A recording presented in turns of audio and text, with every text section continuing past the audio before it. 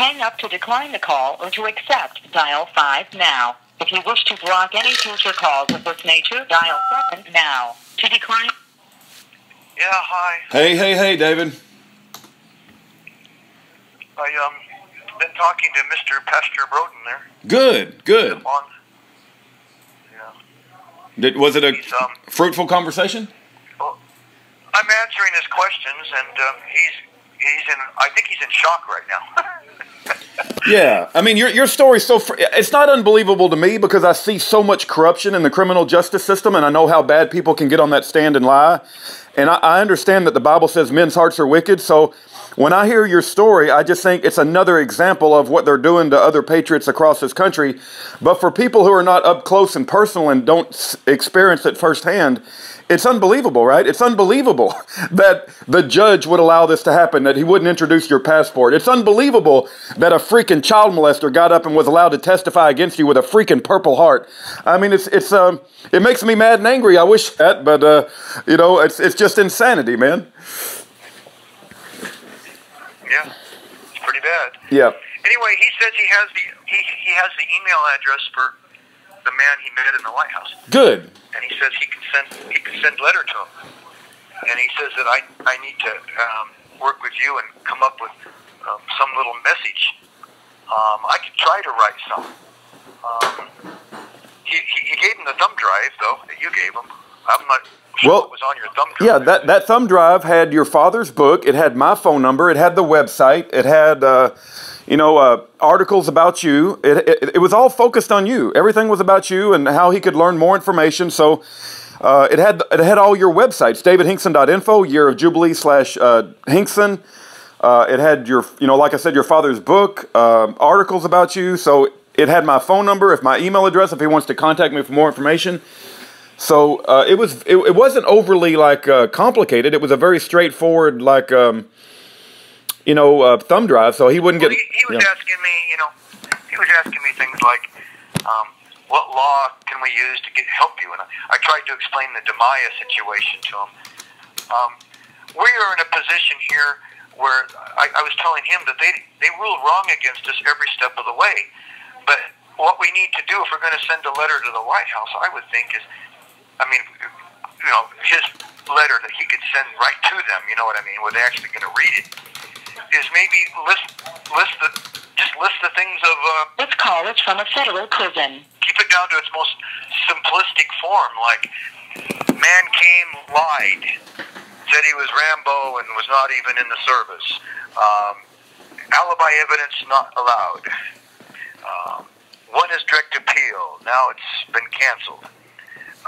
Demaya should release him, but they're refusing to do it. In other words, real simple, crisp statements of fact that basically don't get off on all the, minor junk that they keep trying to throw mud, No, I know, and we're never going to be able to get away from that. Okay, so just be aware, there is you already know there's hellhounds and hyenas that want you, they would love to see you die, just like they stoned Stephen in the book of Acts in the Bible, and they thought they were doing the work of God when they were throwing stones and killing Stephen. There are people, obviously, that want to see you die and suffer, and so we've got to be able to fight them, and I do agree we should keep it simple, but when they bring up all their BS, you've done a very good job at explaining why it's all BS, so I expect it to get muddy. Anytime you... agree. Yeah. I just think that... the one thing they keep harping on the most is you didn't pay your fair share. I really was considered a nonprofit. I wasn't trying to make money. Every person that's tried to copy me, they don't want to sell a gallon of copper water for $25. Even Chan right now, hey, I'm going to get $50 for 4 ounces. You're not saying, wait. Regardless of whatever they say that you think about taxes or did about taxes, you're not sitting in prison right now because of taxes, right? You're sitting in prison because, so I don't even know why the tax issue even has to be brought up. You're not in prison because of tax. Yeah. They constantly bring that up, and that's the first thing they bring up. You don't want to pay your fair share. You belong there. That's what they say. Yeah. Well, no, I hear too that, you know, you're a narcissist and none of your inventions work and you're just a Looney Tunes. That's like, even if you are Looney Tunes, I don't believe you are, but let's say you are just a narcissist, crazy person in prison who thinks you've got a motor that will change the world. That don't mean we put you in prison. We don't put people who believe they have motors that can change the world in prison. So I believe that your motor will work and I believe in you, but I'm just saying that's not a reason to put you in prison for 43 years and to see you die in prison, just because they call you, you know, narcissist. It doesn't make any sense. I mean, they can't come up with any evidence to really justify the fact that they've sentenced you to 43 years. So they throw the tax thing, they throw the crazy thing. You know, they can't come up with any valid reasons. Yeah, not only that, but in the Nuremberg trials at the end of World War II, when they put all those Nazis on trial, yeah, the ones that they didn't execute got 10-year sentences. yeah, right. You got 40 freaking 3 years. What could I have possibly done to be worthy of a 43-year sentence? Right. Nothing. Not even murder. You know, let me share this with you that'll really blow your mind. There was a guy that got convicted of murdering a cop, and he got 34 years. You know, so you know, it doesn't make any sense. And you know, they obviously they just want you to go away, but just put you in a dungeon. You know, just forget about David because he's a real threat to the establishment. And every time he speaks, people listen to what he says. And you know, we're not going to go anywhere. And as long as God allows us to put your voice out there and advocate for you, we're going to be doing it as long as the Lord allows us to do it, you know, and that may be a long time, or I pray you get out tonight. I pray that the Donald Trump or whoever has the authority, God moves in his heart to let you out. I've never seen so many people literally drop dead attacking another person either. I mean, you know, suicides and just the whole 9 yards. My case is just full of all kinds of, there's corpses everywhere, but I didn't do it. Yeah. I didn't hurt anybody. Well, just maintain your sanity and your faith to God, right? It may be very trying. And, you know, just like Job, when his wife, I don't know if you remember, but she said, why don't you just curse God and die? I'm asking you not to do that. Just maintain your faith and just maintain your sanity, brother, and maybe the Lord will get us through this. And even if he does kill us, let's say the Lord allows us to die on this BS planet that we find ourselves on.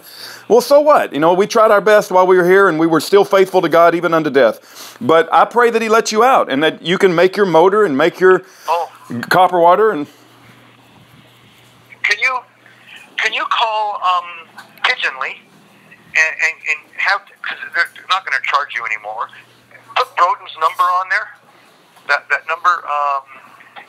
What makes you think they're not going to charge me anymore? Well, they charge so much for 5 numbers. You only got 1. Well, I don't know if that's true, but if that is true, I'll do it. If that is true, I'll do it.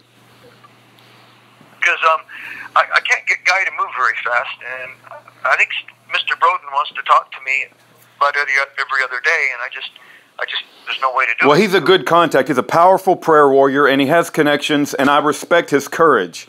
One thing about Broden, you need to surround yourself with men who got courage to say the truth regardless of the circumstances and know who their Father is in heaven, and they don't get intimidated by this sorry-ass BS government we found ourselves with. And Broden is one of those men. And so that's good that you made a good connection with him, but I'll try to call Pigeonly and add his number. I definitely will. If not, you could even ask Mr. Broden to get one. Yeah. Guy's not moving very fast on it. I've mentioned it to Guy. Well, here's the deal. Pigeonly is charging me like $3. It's $2.99, like multiple times a month, and I haven't figured out why. And it's supposed to be $7.99 unlimited, but they're like doing $7.99 plus $2.99, $2.99, $2.99. It's adding up, man. And look, we're going to do the best we can. I'm not going anywhere, but they're really making me mad with how they're doing the billing thing. But anyway, go ahead. Yeah, you need to find out what's going on. Yeah. Send him an email if you can. Yeah. I've been trying to find another company, and I haven't had much luck. Yeah. On the transformer, I was telling Mr. Borden that I'm very, very sincere about hooking one up so we can raise some de facto Babylonian money for the cause, you know. And then he says, "Well, we just got to get you out of it." This call is from a federal prison. Get you out of there, because you know he is right about one thing. He says that the powers to be don't want people to have cheaper energy, and they definitely don't want this out there. And we could be a target again, for just trying to do this. Yeah. And what I was trying to explain to him is, what'd you say? We need to stand as one. We need to stand together in the protection of God, a whole bunch of us, and we need to share in this opportunity with a whole bunch of people that are worthy, so that they can't just take out one person and bring it all to a screeching halt. Well, the pharmaceutical companies obviously does not want you out, and this idea that you planted in my head yesterday is very powerful. When you speak to Broden, say if he speaks to engineers or anybody with an engineering background about your Galt motor, the thing that you should stress, because it really resonated with me, David, is have them call you or allow you to call them from prison and have them put you to the test. Ask them any question that they can ask, and that's how you justify yourself, because they can put you to the test and you can withstand the test. Right. I was looking through. I finished reading Trump's book last night, and all through his book he talks about the high cost of energy. He's upset. He's putting 25-watt bulbs in all of his hallways and all of his buildings because it costs so much for the electricity. Yeah. Oh man, it's amazing. Do you know the Bitcoin miners? A small operation that has just a few of these computers that run 24/7. They're burning $250,000 worth of power a month, and they're moving their operations to places that have cheaper power. Yeah. Can you imagine? I mean, I would like to get one of these things making money and use that to support God's churches, His plans, everything. Because it's like Roman. My friend that was a senator in the Ukraine. He says you can't hook that up here. It's too dangerous. He says, I've thought about it. He was very spiritual. He says the only way you'll be safe to come here and do what you want to do is if you be a partner with the government and the church here, and in other words, let the government and the powers to be protect you as you share with them. In other words, well, I know you have to work with people. Yeah, I know he was your best friend, and I know you loved him a great deal, but children of a mighty God don't walk around asking the devil's kids for permission to do what they need to do, right? I mean, you've been blessed with an invention that can change the world, and I just don't think we have to ask the government for permission to I'm just not in that camp, Oh, I know. But I do, he asked, when I think I'm getting out, I do think that if we actually could reach, I got some more stuff here to give you, I'll just type an email to you today, but if we can get just one of Trump's managers in one of his lower level divisions interested in this transformer, that would be another avenue to get some help and move forward, because we need Trump's help. We really do. Trump could actually give us that ranch back that they stole, just like he gave Pebble Mining the deal. Trump could give us 10,000 acres to build a factory for the Green Conservancy. There's all kinds of things that we could ask for that we're worthy of if we could get his attention. And there's a lot of pros and cons to Trump, and people take different positions on the man, and that's fine. But I just see it as like a Moses before Pharaoh thing. Let my people go. Here's an opportunity for Pharaoh, to accomplish some of what Pharaoh wants to accomplish. But you put it on the table as like here is an offering for Pharaoh. Does he want to take advantage of it? If not, that's not going to stop. It's not going to stop God, because God's going to do what God's going to do anyway.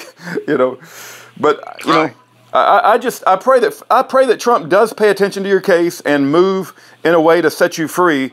But I don't think you need Trump's help. I think you need God's help, and that's the one I'm petitioning to. I do. Yeah. I was just thinking that if we reached out to him, he'd notice. I hope so. I hope he will. I hope he will.